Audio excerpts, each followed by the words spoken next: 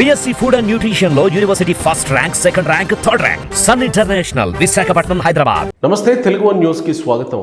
నేను గోపికృష్ణ. ప్రముఖ రాజకీయ సామాజిక విశ్లేషకులు అప్పసాని రాజేష్ గారు ఉన్నారు. నిన్న సుప్రీంకోర్టులో కీలకమైనటువంటి పరిణామం, ఓటుకు నోటు కేసుకు సంబంధించి చంద్రబాబు పేరుని చేర్చాలనేటువంటి అంశంలో ఆళ్ల రామకృష్ణారెడ్డి మాజీ ఎమ్మెల్యే కోర్టుకు వెళుతూ వచ్చారు. నిన్న అది సుప్రీంకోర్టులో హీరింగ్ వచ్చింది. ఈ నేపథ్యంలో సుప్రీంకోర్టు ఎంత తలంటిందో అందరికీ తెలిసిన విషయమే. సుప్రీంకోర్టు తలంటిన తర్వాత ఆ లాయర్ల కేసుని ఉపసంహరించుకుంటున్నట్లు కూడా ప్రకటించారు. అయితే మళ్ళీ ఆళ్ల ఇలాంటి ప్రజాస్వామ్యాన్ని కూనీ చేస్తున్నటువంటి చంద్రబాబుని, రేవంత్ రెడ్డిని, ఇద్దరు ముఖ్యమంత్రులుగా ఉన్నారు. ముఖ్యమంత్రులు అయిన తర్వాత వ్యవస్థల్ని మేనేజ్ చేసుకోవడానికి వాళ్ళకి అవకాశం వచ్చింది అని ఈరోజు సుప్రీంకోర్టు బయట ఆయన సాక్షితో మాట్లాడుతూ చేసినటువంటి వ్యాఖ్యలు. నాకు ఒక అవకాశం ఉంది, 137, 132 ప్రకారం క్యూరేటివ్ పిటిషన్ లేదా రివ్యూ పిటిషన్ వేసుకుంటాను, వీళ్ళను దోషులుగా నేను నిలబెడతాను అనేది ఆళ్ల రామకృష్ణారెడ్డి చేస్తున్నటువంటి మరొక ప్రకటన. దీని మీద రాజేష్ గారు, ఎందుకు ఆళ్ల రామకృష్ణారెడ్డి సరే అప్పుడంటే ఒక రకంగా రాజకీయంగా వైరం ఉంది కాబట్టి, చంద్రబాబును దోషిగా చూపిస్తే ఇంకేదో వచ్చే అవకాశం ఉంది కాబట్టి రామకృష్ణారెడ్డి ఆ విషయంలో అంత త్వరగా వెళ్ళాడు. సరే, ఆ విషయంలో హైకోర్టులో ఏం జరిగిందో చూసాం, ఆయన మళ్ళీ సుప్రీంకోర్టుకి వెళ్ళాడు, ఏం జరిగిందో చూసాం. సుప్రీంకోర్టు నిన్న ఎలాంటి వ్యాఖ్యలు చేసిందో చూసాం. ఎందుకు రామకృష్ణారెడ్డి ఈ విషయంలో కింద పడినా కానీ లేదు నేను పైకి చెయ్యి ఎత్తాల్సిందే అని అనుకుంటున్నాడు, అంత పట్టెందుకు పడుతున్నాడు? ఆళ్ల రామకృష్ణారెడ్డి మొదటి నుంచి కూడా నేలటి సాము చేస్తూనే ఉన్నాడు. అతను ఈరోజు ప్రస్తావించిన అంశం ప్రకారం ముఖ్యమంత్రులుగా రేవంత్ రెడ్డి గారు, చంద్రబాబు నాయుడు గారు ఇరువురు వ్యవస్థల్ని మేనేజ్ చేస్తున్నారు అని చెప్పని మాట్లాడుతున్నారు. అంటే గౌరవ సుప్రీంకోర్టు ధర్మాసనం ఆళ్ల రామకృష్ణారెడ్డి పిటిషన్ డిస్మిస్ చేయడాన్ని ముఖ్యమంత్రిగా చంద్రబాబు నాయుడు గారి ద్వారా, రేవంత్ రెడ్డి గారి ద్వారా మేనేజ్ చేయబడ్డ నిర్ణయంగా ఆయన ప్రకటించే సాహసం చేస్తూ ఉన్నారు. అంటే కోర్టు తీసుకున్న నిర్ణయాన్ని రాజకీయంగా ప్రేరేపితమయ్యి, ప్రభావితమయ్యి తీసుకున్న నిర్ణయాలుగా చిత్రీకరించే ప్రయత్నం చేస్తూ ఉన్నారు. చాలా గంభీరమైన ఆరోపణ అది. గౌరవ సుప్రీంకోర్టు మీద ఎలిగేషన్స్ పెడతా ఉన్నాడు ఆయన. రేపటి రోజున దాని ద్వారా ఎదురయ్యే కోర్టు ధిక్కరణ నేరాన్ని ఎదుర్కోవడానికి సంసిద్ధంగా ఉండాలి. అలాగే నిజంగానే ఆళ్ల రామకృష్ణారెడ్డికి ఆయన ప్రవచిస్తున్న ప్రజాస్వామ్యం పట్ల నిజమైన గౌరవం, మర్యాద, ఆదరణే ఉండుంటే, అంటే ఇప్పటి వరకు ఏంటంటే అసలు సిస్సలో లోతైన చర్చ జరగట్లా ఈ అంశం గురించి. అసలు కేసు నమోదు చేయాల్సి వస్తే నమోదు చేయాల్సింది చంద్రబాబు నాయుడు గారి మీద, రేవంత్ రెడ్డి గారి మీద, కేసీఆర్ గారి మీద. నిజాయితీ, చిత్తశుద్ధి అనేది కనీసం లేస మాత్రమైనా సరే ఆళ్ల రామకృష్ణారెడ్డిలో ఉంటే, ప్రజాస్వామ్యాన్ని కాపాడటం కోసమే ఈ పోరాటం చేస్తున్నాను అని అతను చెప్తున్నదే కానీ నిజమై ఉన్నట్టయితే, ఈ అంశం అసలు దాని పుట్టుపూర్వోత్తరాల్లోకి తప్పనిసరిగా వెళ్ళాలి, లోతుగా చర్చించాల్సిన అవసరం ఉంది. తెలంగాణ రాష్ట్ర ఏర్పాటు జరిగిన తర్వాత ఆ ఎన్నికల్లో తెలుగుదేశం, భారతీయ జనతా పార్టీ కలిపి కూటమిగా పోటీ చేసింది. ఆ రెండు పార్టీలకి కలిపి భారతీయ జనతా పార్టీకి 5, తెలుగుదేశం పార్టీకి 15 మంది శాసనసభ్యులు నెక్కారు తెలంగాణలో. అంటే 20 మంది శాసనసభ్యుల బలం ఆ కూటమికి ఉంది. కేసీఆర్ గారి నాయకత్వంలో ప్రభుత్వ ఏర్పాటు జరిగింది. ఆ రోజు ఎమ్మెల్యే కోట, ఎమ్మెల్సీ ఎలక్షన్స్ జరుగుతూ ఉన్నాయి. ఆ జరుగుతున్న సందర్భంగా కేసీఆర్ గారి పార్టీకి ఉంది 63 సంఖ్యాబలం. ఇక్కడ ఒక్కొక్క ఎమ్మెల్సీని ఎన్నుకోవడానికి 17 మంది ఎమ్మెల్యేల సంఖ్యాబలం అవసరం. కేసీఆర్ గారికి తన పార్టీ నుంచి 3 ఎమ్మెల్సీలని కంఫర్ట్గా ఎంపిక చేసుకునే సంఖ్యాబలం ఆయనకు ఉంది. ఇంకొక 12 మంది శాసనసభ్యులు మిగులుతున్నారు ఆయనకి. 3 17 51 పోను 51 మంది పోను ఆయనకున్న 63 ఎమ్మెల్యేల సంఖ్యాబలంలో ఇంకొక 12 మంది శాసనసభ్యులు మిగులుతున్నారు. ఆయన ఎంఐఎం మద్దతుతోటి 4వ అభ్యర్థిని పోటీకి పెట్టుకున్నారు. ఎస్, 4వ అభ్యర్థి నెగ్గటానికి కూడా ఎంఐఎం మద్దతుతో ఆయనకు బల సమీకరణ జరిగింది.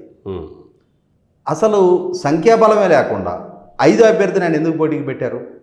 ఈ అంశం గురించి ప్రస్తావించగలిగే ధైర్యం, నైతికత ఆళ్ల రామకృష్ణారెడ్డికి కానీ వాళ్ళ నాయకుడు జగన్మోహన్ రెడ్డికి కానీ లేదు.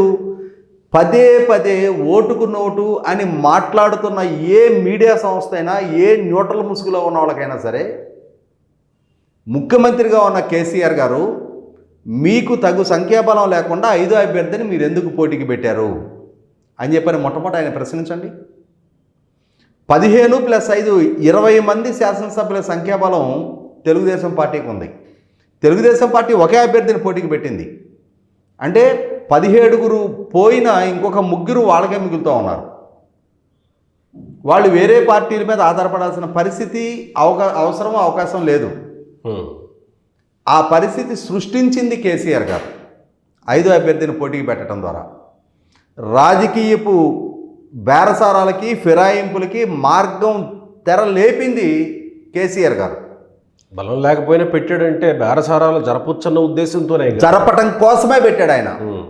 తెలంగాణలో రాజకీయ పార్టీల్లో అస్థిరత సృష్టించే లక్ష్యంతో, ఫిరాయింపుల్ని ప్రోత్సహించే లక్ష్యంతో 5వ అభ్యర్థిని పోటీకి పెట్టింది కేసీఆర్ గారు.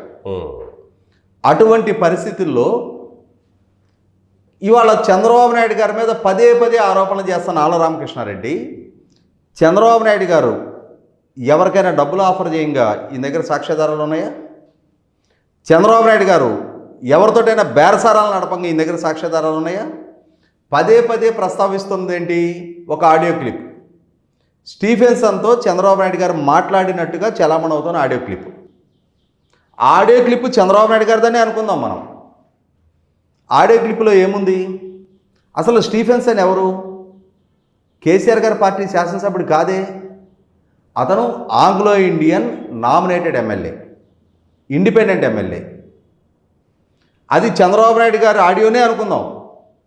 పార్టీ అధ్యక్షుడిగా తన అభ్యర్థికి ఓటు వేయమని అడిగే హక్కు చంద్రబాబు నాయుడు గారికి ఉంది,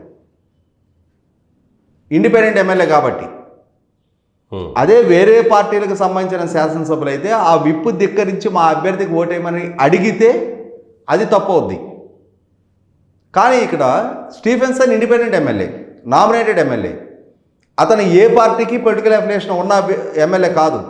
అతనితోటి చంద్రబాబు నాయుడు గారు సంభాషించినట్టుగా చలామణి అవుతున్న ఆడియోనే నిజం అనుకుందాం. దాంట్లో ఆయన ఏమన్నారు? నీ మనస్ఫూర్తిగా నువ్వు నిర్ణయం తీసుకోమన్నారు, స్వేచ్ఛగా నిర్ణయం తీసుకోమన్నారు. దాంట్లో నీకు ఇన్ని డబ్బులు పంపిస్తున్నా, నీకు ఇంత డబ్బు ఇస్తున్నా, నీకు ఈ పదవులు ఇస్తున్నా అని చెప్పని ఏమైనా బేరసారాలు ఏమైనా ఉన్నాయా? అసలు సిసలు బేరసారాలకి తెరలేపింది కేసీఆర్ గారు. ఆయన్ని ప్రశ్నించే దమ్ము, ధైర్యం ఈ ఆళ్ల రామకృష్ణారెడ్డికి ఉంటే ఎందుకు నీకు బలం లేనప్పుడు నువ్వు 5వ అభ్యర్థిని పోటీకి పెట్టావని చెప్పని మొట్టమొదటి ఆయన ప్రశ్నించమను. ఆయన మీద ఏమని కేసు? ఏసీబీ కోర్టుల దగ్గర నుంచి, హైకోర్టు దగ్గర నుంచి సుప్రీంకోర్టు వరకు ప్రజాస్వామ్య స్ఫూర్తికి తూట్లు పొడుస్తా కేసీఆర్ గారు సంఖ్యాబలం లేకపోయినా 5వ అభ్యర్థిని పోటీకి పెట్టాడని చెప్పని కేసేమో. అప్పుడు ఫోన్ ట్యాపింగ్ వ్యవహారంలో చర్చ వెళ్ళింది కానీ ఈ అంశం మీద ఎందుకు తెలుగుదేశం పార్టీ అయినా చొరవ తీసుకోలేదు? మరి తెలుగుదేశం పార్టీ అయినా కేసు వేసి ఉండొచ్చేమో కదా. ఇప్పుడు ఇక్కడ తెలుగుదేశం పార్టీ అసలు కంప్లీట్ ఎంటైర్లీ డిఫరెంట్ టర్న్ తీసుకున్నాయి కదా. అప్పుడు ఎగ్జాక్ట్లీ చర్చ అంతా కూడా డిఫరెంట్ టర్న్ తీసుకున్నాయి. ఈ ఆళ్ల రామకృష్ణారెడ్డి వంటి వాళ్ళు వాస్తవాలను వక్రీకరించి చంద్రబాబు నాయుడు గారిని దోషిగా చిత్రీకరించే ప్రయత్నం చేస్తూ ఉన్నారు. అసలు దోషి కేసీఆర్ గారు. ఇక్కడ అసలు ఆక్షేపణ తెలపాల్సింది ఆయన రాజకీయం పట్ల. తెలంగాణ సమాజంలో బహుజన్ సమాజ్ పార్టీని, వైసీపీ పార్టీని, సిపిఐ ద్వారా నెగ్గిన రవీంద్ర నాయక్ గారిని, తెలుగుదేశం శాసనసభ పక్షాన్ని, కాంగ్రెస్ శాసనసభ పక్షాన్ని, ఇట్లా అన్ని రాజకీయ పక్షాలని అస్థిరపరిచింది కేసీఆర్ గారు. బాహాటంగా పార్టీ ఫిరాయింపుల్ని పెంచి పోషించి ప్రోత్సహించింది కేసీఆర్ గారు. ఆయన్ని ప్రశ్నించమను. ఇదే ఆళ్ల రామకృష్ణారెడ్డిని. అంటే ఇక్కడ జరుగుతున్నది ఏంటంటే ఆ విషయంలో కూడా నీకు లోకల్ స్టాండీ లేదు, ఇక్కడ లోకల్ స్టాండీ లేదు, ఎక్కడా లేదు. ఇప్పుడు వాస్తవంగా ఇన్సిడెంట్ బిలాంగ్స్ టు తెలంగాణ. అవును. ఆళ్ల రామకృష్ణారెడ్డి ఆంధ్రప్రదేశ్ రాష్ట్ర శాసనసభ్యుడు. అవును. ఆనాడు చంద్రబాబు నాయుడు గారు ఆంధ్రప్రదేశ్ రాష్ట్ర ముఖ్యమంత్రిగా ఉన్నారు. ఆయన ఆంధ్రప్రదేశ్ రాష్ట్ర ముఖ్యమంత్రిగా అక్కడ తీసుకున్న ఏదైనా ఒక నిర్ణయం గురించి ఆళ్ల రామకృష్ణారెడ్డి ప్రశ్నించాడు, కోర్టుకు వెళ్ళాడు, కోర్టులో కేసు ఫైల్ చేశాడంటే అర్థం ఉంది. కానీ ఇక్కడ నీ పార్టీకి సంబంధించిన 3 శాసనసభ్యుల్ని అదే కేసీఆర్ గారికి అమ్మేసుకున్నారు మీరు. మీ పార్టీకి సంబంధించిన పార్లమెంటు సభ్యుడిని అదే కేసీఆర్ గారికి అమ్మేసుకున్నారు కాబట్టి మీరు కేసీఆర్ గారితో అంత అనుకూల రాజకీయాన్ని కొనసాగిస్తూ వచ్చారు. కాబట్టి ఆఖరికి మొన్న 2023 నవంబర్ 30 ఎన్నిక నాడు కూడా ముఖ్యమంత్రిగా ఉన్న జగన్మోహన్ రెడ్డి గారు నాగార్జున సాగర్ డ్యామ్ మీద అంటే ముసుగు కుస్తీ సృష్టించి దాని ద్వారా పోలీసుల ద్వారా ఒక డ్రామా క్రియేట్ చేసి కేసీఆర్ గారికి ఎమోషనల్గా తెలంగాణ సెంటిమెంట్ని జోడించాలి అని చెప్పని ఎన్నికల రోజు ఒక ప్రయత్నం చేశారు. ఇప్పుడు ఆళ్ల రామకృష్ణారెడ్డి సుప్రీంకోర్టు మొట్టికాయలు వేసినా మళ్ళీ ఇంకా నేను ఏదో చేయబోతున్నా అని అనడం అంటే ఇప్పటికిప్పుడు కేసీఆర్కి చేసే ఉపయోగం ఏముంటుంది? వాళ్ళు ఇక్కడ ఒకటేంటంటే నేనేదో చంద్రబాబు నాయుడు గారిని రాజకీయంగా సాధించగలుగుతున్నా, చంద్రబాబు నాయుడు గారిని ఏదో చాలా పెద్ద తప్పు పట్టుకున్నా అని చెప్పని ఆళ్ల రామకృష్ణారెడ్డి జరగని తప్పుని జరిగినట్టుగా చిత్రీకరించే ప్రయత్నం చేస్తున్నారు. అసలు తప్పు చేసిన కేసీఆర్ గారి గురించి ప్రస్తావించగలిగే ధైర్యం లేదు, స్థైర్యం లేదు వీళ్ళకి. అదే కేసీఆర్ గారితో కొల్లుడై వీళ్ళ రాజకీయ విధానాలు మొత్తం కూడా కొనసాగించుకుంటా వచ్చి నేను ఇందాక చెప్పింది అదే. వీళ్ళ పార్టీకి సంబంధించిన శాసనసభ్యుల్ని ఆయన ఫిరాయింపు చేసుకున్నా, పార్లమెంటు సభ్యుల్ని ఫిరాయింపు చేసుకున్నా, ఆయనతో మాత్రం అలై చేసుకుంటా, విందులు వినోదాల్లో వాళ్ళు వీళ్ళు కలిసి పాల్గొంటా బాధితులైన తెలుగుదేశం పార్టీని చంద్రబాబు నాయుడు గారిని టార్గెట్ చేస్తూ వస్తున్నారు. ఇక్కడ కేసీఆర్ గారి అనైతిక రాజకీయ కార్యకలాపాలకి తెలుగుదేశం పార్టీ బలి అయింది. అక్కడ తెలుగుదేశం పార్టీకి సంఖ్యాబలం ఉండి తన అభ్యర్థిని నెగ్గించుకోలేకపోయింది. ఇక్కడ 20 మంది శాసనసభల సంఖ్యాబలం ఉండి కూడా తన అభ్యర్థిని నెగ్గించుకోలేకపోయింది, 17 మంది అవసరమైతే కూడా. అంటే అక్కడ అనైతికత రాజకీయాన్ని పెంచి పోషించింది కేసీఆర్ గారు. కానీ ఆళ్ల రామకృష్ణారెడ్డికి చంద్రబాబు నాయుడు గారిలో ఎక్కడ లేని అంటే ఆయన ఒక భూతత్వంలో చూస్తూ ఉన్నాడు. చంద్రబాబు నాయుడు గారిలోనే ఆయనకి నెపం కనిపిస్తూ ఉంది. నేరాన్ని ఆపాదించే ప్రయత్నం చేస్తూ ఉన్నారు. గౌరవ హైకోర్టు కొట్టేసినా ఆయన ఏమంటున్నాడు, ఏసీబీ కోర్టు పరిగణలోకి తీసుకుంది, ఏసీబీ కోర్టులో పరిగణలోకి తీసుకుంది, నీకు న్యాయం జరిగింది అనిపిస్తుంది. గౌరవ హైకోర్టు దాన్ని కొట్టేసింది కదా, గౌరవ సుప్రీంకోర్టు కూడా ఇప్పుడు పరిగణలోకి తీసుకోలేదు కదా. ఇవాళ ముఖ్యమంత్రులుగా ఉండి వ్యవస్థలు మేనేజ్ చేశారు అంటున్నావు అంటే గౌరవ సుప్రీంకోర్టుని మేనేజ్ చేశారని చెప్పని బాహాటంగా ఆపాదిస్తున్నావు కదా, ఆరోపిస్తున్నావు కదా. అదే స్టాండ్ మీద నిలబడి ఉండు. ఇక్కడ జరుగుతున్నది ఏంటంటే నేను పట్టిన కుందేలికి 3 కాళ్ళు అనుకునే ఈ ఆళ్ల రామకృష్ణారెడ్డి వంటి వాళ్ళ వల్ల మంగళగిరి నియోజకవర్గంలో రాష్ట్ర రాజధాని ప్రతిపాదిస్తే ఆ రాజధాని వల్ల మొట్టమొదటగా బెనిఫిట్ జరిగేది నీ నియోజకవర్గ ప్రజలకు అయితే అయినా సరే ఆ రాజధాని ప్రకటనని స్వాగతించలేకపోయావు, రాజధాని ఏర్పాటు ప్రక్రియకి ప్రతిబంధకాలు కల్పించావు. చివరికి 91,500 మెజార్టీతో నీ నియోజకవర్గం హారతిక పళ్ళెంలో పెట్టి లోకేష్కి అప్పచెప్పడం జరిగింది.